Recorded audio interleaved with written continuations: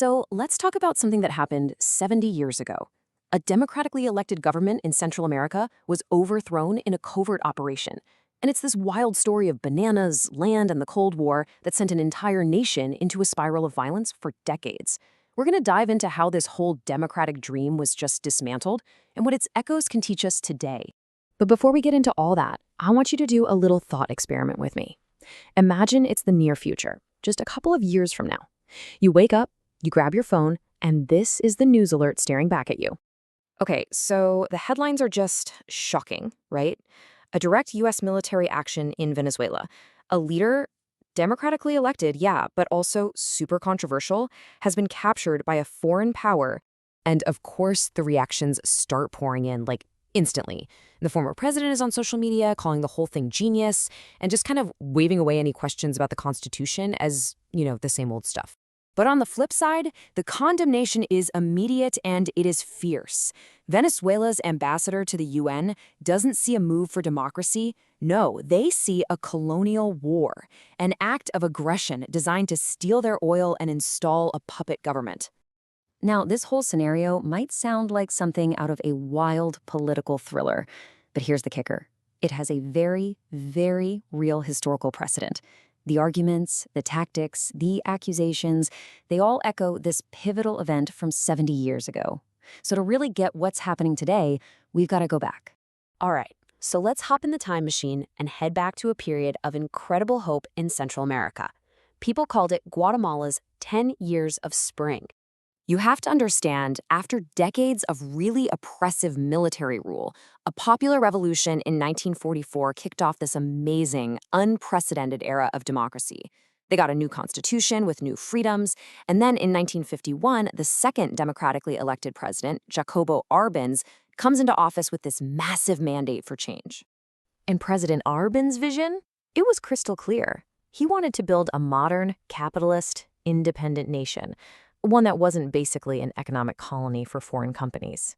But a bold vision like that, it doesn't just happen. It ran smack into a wall. A corporate giant that had, for decades, pretty much treated the entire country like its own personal backyard.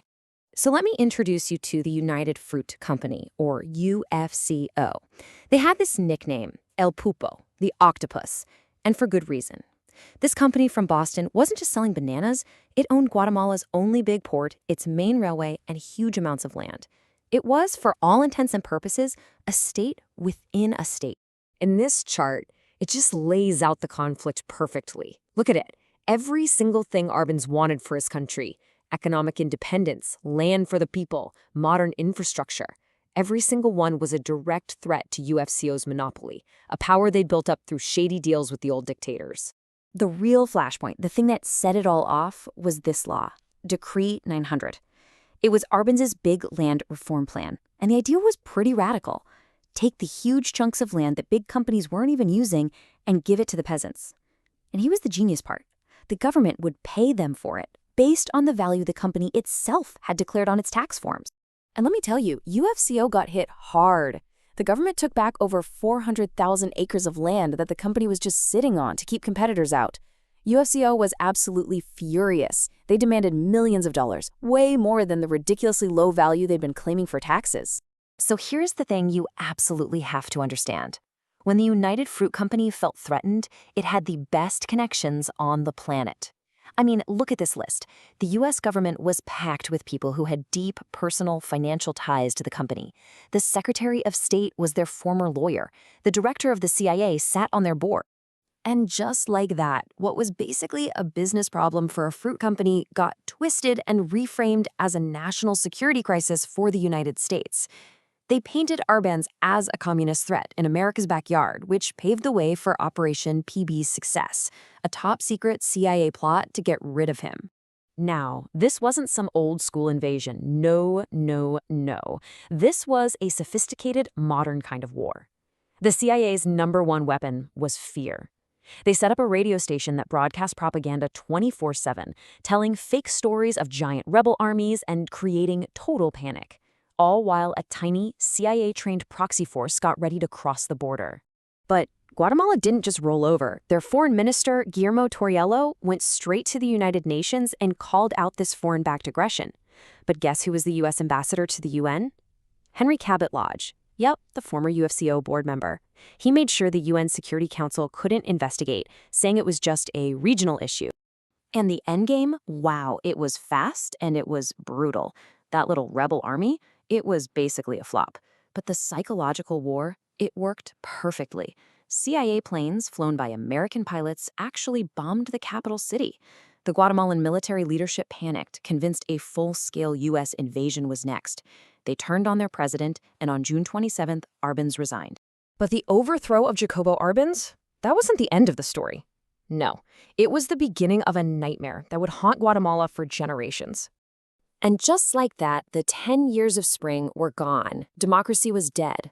The land reform was reversed almost immediately, and the country plunged into one of the longest, most brutal civil wars in Latin American history, a conflict that left a scar of over 200,000 people dead or disappeared. For decades, the true scale of this terror was basically a secret, until 2005. By complete chance, they stumbled upon this massive, hidden archive of the National Police. We're talking about a literal mountain of rotting paper, millions of documents that detailed with chilling precision the state's machinery of repression. You know, we talk about millions of documents, but what does that really mean? Well, this quote from one of the archivists just brings it all home. It shows how one single piece of paper from that pile could restore a person's entire existence, proving to a grieving mother that the son the state tried to erase from history was, in fact, a real human being. Okay, so how does this all circle back to where we began? Because this history isn't just in the past, it's an echo in time. The 1954 coup in Guatemala, it really became the blueprint, didn't it? It showed how corporate interests could hide behind the fear of communism, how a war of propaganda could be stronger than an actual army, and how a hopeful democratic experiment could be snuffed out. From the real coup in 1954 to our fictional one in 2026, the fundamental question is tragically the same. And it's a question that echoes across the decades, as relevant today as it was 70 years ago.